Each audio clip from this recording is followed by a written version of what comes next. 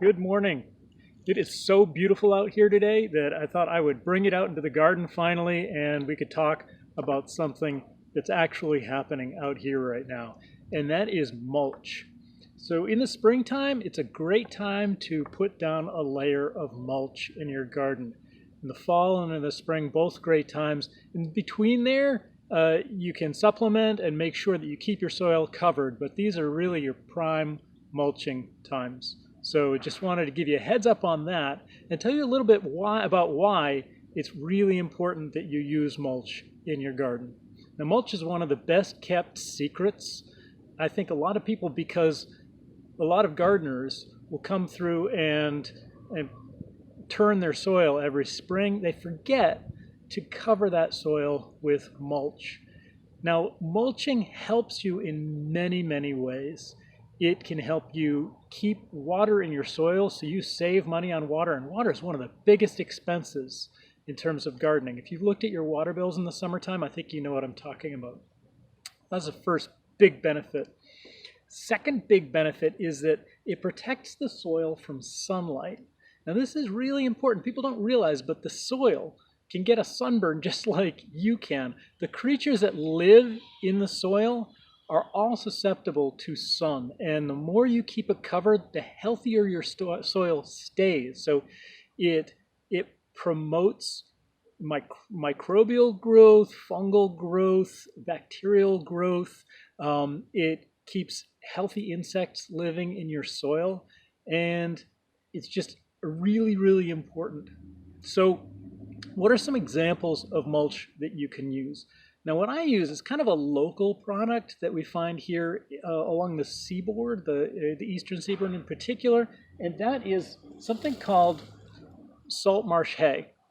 And it is actually grown in salt marsh conditions, so it has a saltiness to it, but it also has seeds that don't germinate in ordinary garden soil, or at least usually they don't germinate. Sometimes you get a little bit of germination, but in general, they don't germinate in garden soil. This is really important.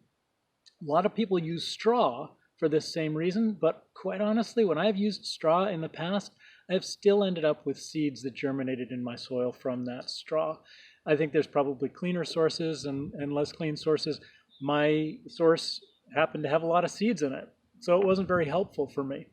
Also, things like straw and hay. Hay is really not a great mulch because it's got so many seeds, but even straw, you need to be really careful about where you get that, because if it is not organic straw, then you may end up putting pesticides on your garden inadvertently, and so you're not helping the microbes and other creatures in your garden. You're actually killing them, and it's counterproductive.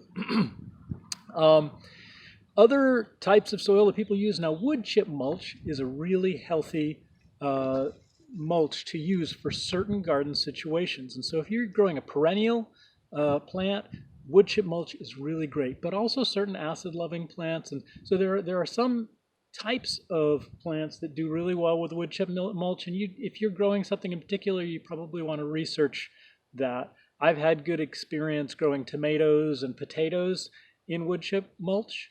But anything that doesn't mind a fungal-dominated soil will grow well in woodchip mulch. Things that want a bacterial-dominated soil grow better with different kinds of mulch, like straw, or in my case, salt marsh hay. Other things that you can use as mulch, people use cardboard, like shavings. Sometimes that turns into a thick, heavy matting, so I don't necessarily recommend that. You can use leaf mulch, but the leaves have to be shredded, and you want to make sure that they have sat long enough for the seeds in there to have germinated and not become a problem in your garden. There are other kinds of mulch beyond that. You can use black plastic, which some places use. I would say that's a little bit of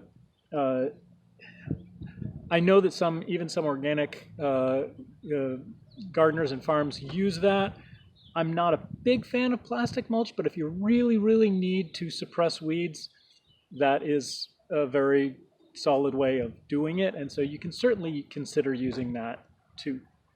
And that will also reduce your watering needs. It can heat up the ground if that's something that you need, because the sun is collected by the black plastic that is usually used for the mulch. So it's an option. It's something to think about depending on your particular use. So where do you want to use it? I would say use it on every garden. Don't leave any garden out of your mulching routine, but judge your mulch, the one that you're using, to your particular garden situation. So once again, the difference between, say, a bark mulch and a straw or salt marsh hay mulch, and the kind of soil that is going to promote for your plants. It's also really important to note that you will cut down on your fertilizing if you're using a good mulch, because, and when I say fertilizing, I mean things like adding compost, adding worm tea or compost tea, and that sort of thing. You don't need as much of that if you're using a good layer of compost, a good layer of mulch every year, and adding to that and piling that up over time. If you're doing a no-till situation and you just keep adding mulch, you're adding nutrient while you're doing that. And those mulches will break down over time and turn into healthy soil for you. So you will reduce the need for actually adding these other things to your soil. So you can improve your soil with a very easy step, just scattering mulch over top of your gardens. So that's really important to note. So where do you find mulch? Now, I would discourage you from going right to Home Depot and just buying bags of mulch. That can be done and it's possible, but it's expensive and it's not necessarily as environmentally friendly as finding local sources. Now, arborists are a great local source of fresh wood chips. Now, fresh wood chips aren't always the best thing to put right down on your garden. You may want to let them age for a year. So having a place where you can put a pile of wood chips and letting them go for a year and then applying them to your garden might be better for your garden in the long run. Although I have had success using fresh wood chips in certain situations. You might talk to your town Department of Public Works. They often have arborists on staff who go and cut trees along streets, and those trees are shredded and just dumped. I've had the Department of Public Works here in Providence, Rhode Island, dump loads of fresh wood chips on sites that I was working, and so that's it can be possible if they're willing to help out and play ball like that. If not, you might check with your Department of Public Works once again and see if there is a place where you can pick those up. So we have that also locally here in Rhode Island at the landfill, but they also have a sort of a clean section where they do composting and they do mulching.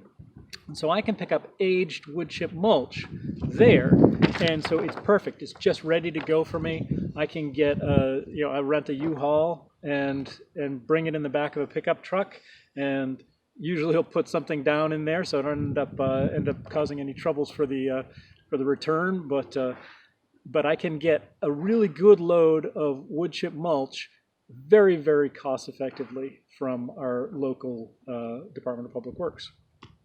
So also Craigslist. I find that Craigslist is a really good source of information for things like if you're looking for straw, and if you're looking for an arborist to do a dump of straw of wood chips for you, or if you're just looking for a handyman who's willing to go and drive to a less expensive place and bring this kind of thing to you. So Craigslist is a really great resource if you're creative with what you need and either posting your needs out there or going and looking for somebody who's offering solutions to your particular needs. That's definitely a good place, a good resource for you to use to see if you can find solutions to your mulching delivery, or even somebody to help you spread that mulch. So that's a resource that I've used quite a bit. So that's mulch in a nutshell for you. I hope that this has been educational for you, but there may be things that you would like to share about mulch too. So if you would drop some comments down below And give me a thumbs up. Please consider subscribing to my channel, and please check out the Food Forest Garden Club, where we talk about this topic and all kinds of other topics on a regular basis in chats, and also we get together on Zoom sessions and talk about these things. So looking forward to seeing you there. Hopefully, that's the foodforestgardenclub.org.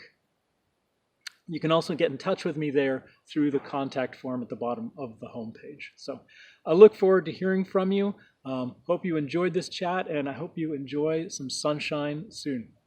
Thanks for joining me.